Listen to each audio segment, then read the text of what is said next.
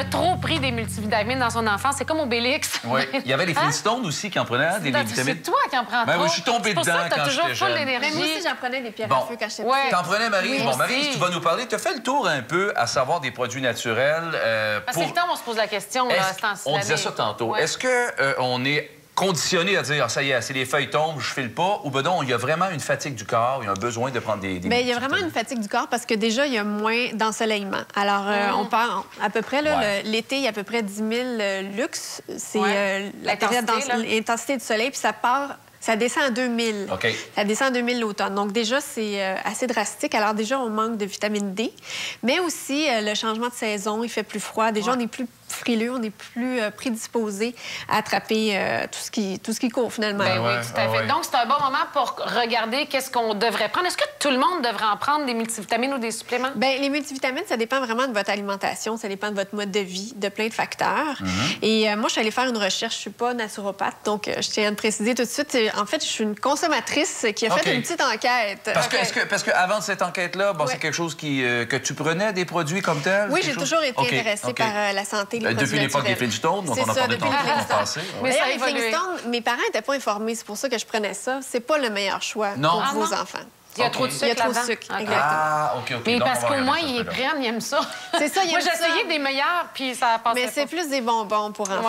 Et donc, quand on parle de produits essentiels, c'est quoi les produits essentiels pour un c'est ça. J'ai fait une enquête auprès de 2 pharmacies et 4 magasins d'aliments naturels et on a ciblé 5 catégories de produits qui sont vraiment indiqués pour l'automne. On a l'automne-hiver, vitamine C, l'échinacée, les probiotiques, les oméga-3, et la multivitamine. On a aussi des petits remèdes de maison qu'on peut prendre pour le rhume et la grippe. Donc, même si on a une alimentation équilibrée, ça peut être bon de prendre ces multivitamines-là et ces suppléments-là. Tout à fait, parce qu'on a des facteurs voleurs de vitamines. Il y a le stress qui nous vole beaucoup de vitamines et minéraux, consommation de café, de thé, boissons gazeuses, le tabagisme, ceux qui fument.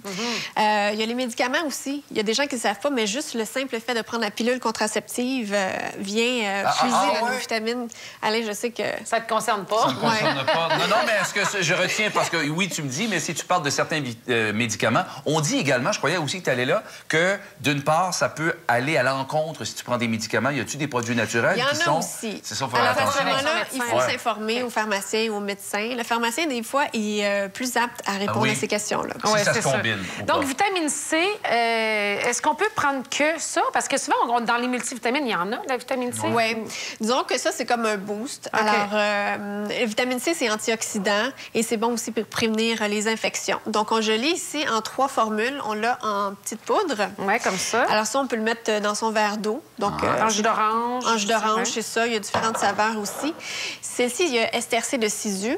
Ça, ce qui est intéressant, c'est qu'on la trouve et dans les pharmacies et dans les magasins d'aliments naturels. Donc, moi, je vous dirais que ça, c'est un bon investissement à 14 et 19. Non, ça, c'est en gélule. OK, c'est un bon investissement. Pourquoi, donc, tu dis? Rapport qualité-prix. Et on le trouve partout aussi. OK, donc facile à trouver. Accessibilité. Est-ce que le fait de payer cher, ça garantit que c'est meilleur que quand on a quelque chose de vraiment pas cher? Pas nécessairement. Pas nécessairement. Alors, il faut toujours regarder aussi la compagnie, elle est basée où, c'est quoi ses principes de fabrication. Et d'une part, les étiquettes de ce que ça contient. Exactement. Dans le cas où, par exemple, ce n'est qu'un élément, mais quand on va regarder les multivitamines, évidemment, il y a beaucoup de choses à considérer. Tout à fait. Il y a les étiquettes. Est-ce que c'est certifié biologique sans OGM aussi? Et des fois, bon, 2 compagnies peuvent avoir les mêmes étiquettes, mais peut-être que c'est comme le thé vert. Mettons le thé en feuille puis le thé en sachet, c'est pas la même qualité.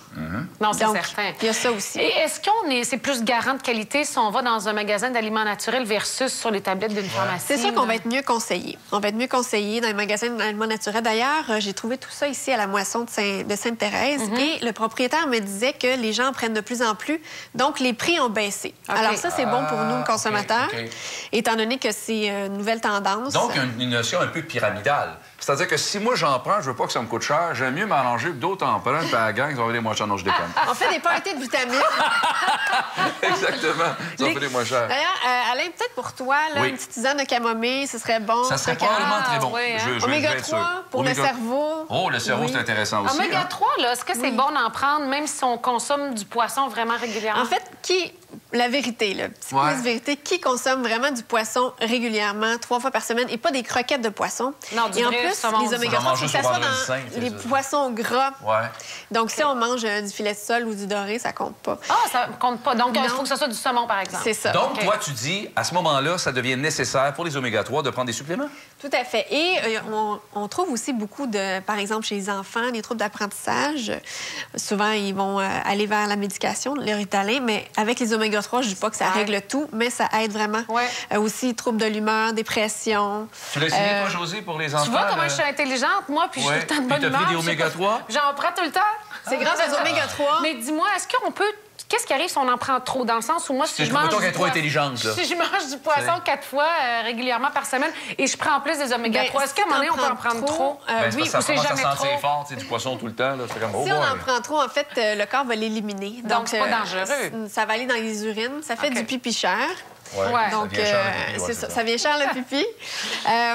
Mais c'est ça. C'est sûr que aussi, les vitamines, il faut y aller en alternance. Comme par exemple, l'échinacée, ça va préparer notre système immunitaire. On peut le prendre 3 semaines. Après ça, on prend une petite pause. Après ça, on recommence. Et je veux dire, je connais l'idée, mais en fait, c'est quand même assez prouvé que si on prend ça en prévention, ça évite davantage d'avoir des grippes. Ça renforce notre système immunitaire. Oui, ça renforce vraiment le système immunitaire. Et ça, l'échinacée, c'est une plante qui était utilisée par les Amérindiens. Donc, c'est vraiment un remède qui...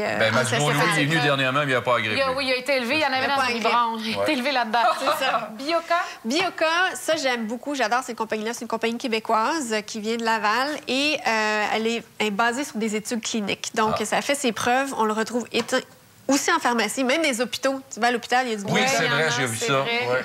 Alors, ça, c'est bien. On l'a en forme de yogourt. On l'a aussi en capsule, format voyage. C'est bon pour la flore intestinale. Et vous savez qu'en Europe, quand on prescrit des antibiotiques qui vont détruire la flore intestinale, on prescrit aussi des probiotiques pour réparer. Un peu comme il y a une autre compagnie qui s'appelle Probalac, là, ou quelque chose comme ça, là, qui font des probiotiques. C'est un peu le même type, mais juste en comprimé. Ça se ressemble. Et quand on a un début de grippe, là, l'homéopathie, c'est intéressant. Ici, Osteococcinum de Boiron. L'homéopathie, c'est controversé dans le sens que les gens disent « Ah, est-ce que c'est un effet placebo? Ça marche, ça marche pas? » Je sais pas pour tous les produits, mais celui-là, ça fonctionne. Je l'ai essayé à plusieurs reprises, mon copain aussi, et vraiment, ça enlève immédiatement les symptômes. Donc, dès que tu as un début, là, que tu sens que tu vas avoir une grippe, tu prends ça. C'est ça. Et même le soigneur de l'équipe des Canadiens de Montréal, c'est ça qu'il recommande. Ah oui, à ses joueurs. Oui. Ah oui? Mais là, les Canadiens sont en lock-out. Ils sont en lock-out, on ne peut pas savoir s'ils sont guéris. Mais toujours est-il qu'enfin, ça me fait toujours sourire de savoir si on le prend, puis si tu l'as pareil, tu le prennes avant. Mais peut-être. Mais tu as des petits trucs de grand-mère aussi, maison, pour prévenir. Aussi, oui. En fait, premièrement, si on se dit, moi, ça me tente pas de prendre des vitamines, je suis contre ça, on peut simplement, dans un verre d'eau, le matin, on fait chauffer de l'eau chaude et on met du jus de citron. Ça va rendre notre organisme alcalin. Alors, ça combat l'acidité et c'est l'acidité qui fait qu'on peut avoir des petits troubles de santé. Alors, déjà, premier truc, l'eau chaude avec le citron. Sinon, ajouter dans son alimentation de l'ail et des oignons. C'est vraiment cru le plus possible. Ça ne dérange pas déjà sans le poisson. Non, mais ça, c'est vrai, j'ai souvent entendu les gousses d'ail. Mais ça, évidemment, c'est... on les mange ou on les insère ou qu'on fait quoi? Oui, il y a le petit... On les insère. Oui, on les met dans un verre d'eau. Il y en a qui font bouillir, je veux dire. Non, mais il y en a qui disent aussi suppositoire d'ail. Non, je parlais pas de ça, moi. Il y en a qui disent ça. Je savais pas, moi. Il y en a qui disent ça. Non. Ça, je ne l'ai pas testé, honnêtement.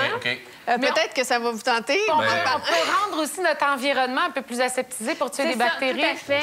Alors, huile essentielle ici d'eucalyptus. Eucalyptus qui est bon pour les bronches, système respiratoire, mais c'est aussi très bon pour aseptiser l'environnement. Alors, on peut le mettre, on fait bouillir de l'eau chaude. Pas besoin d'acheter un diffuseur d'essentiel. Souvent, c'est assez coûteux. Alors, on met ça dans une pièce et puis les vapeurs vont se répandre et ça va tuer les bactéries. Bien, merci beaucoup. On est prêt pour l'automne. En tout cas, ça fait normalement, plaisir. on devrait être correct. Vous allez être en forme. Oui, merci bien. Au retour les nouveaux produits coiffeurs que tu as essayés. Que j'ai essayé et on va demander à Luc de nous dire si ça me va, là, ce que j'ai essayé au début d'émission. Pas sûr.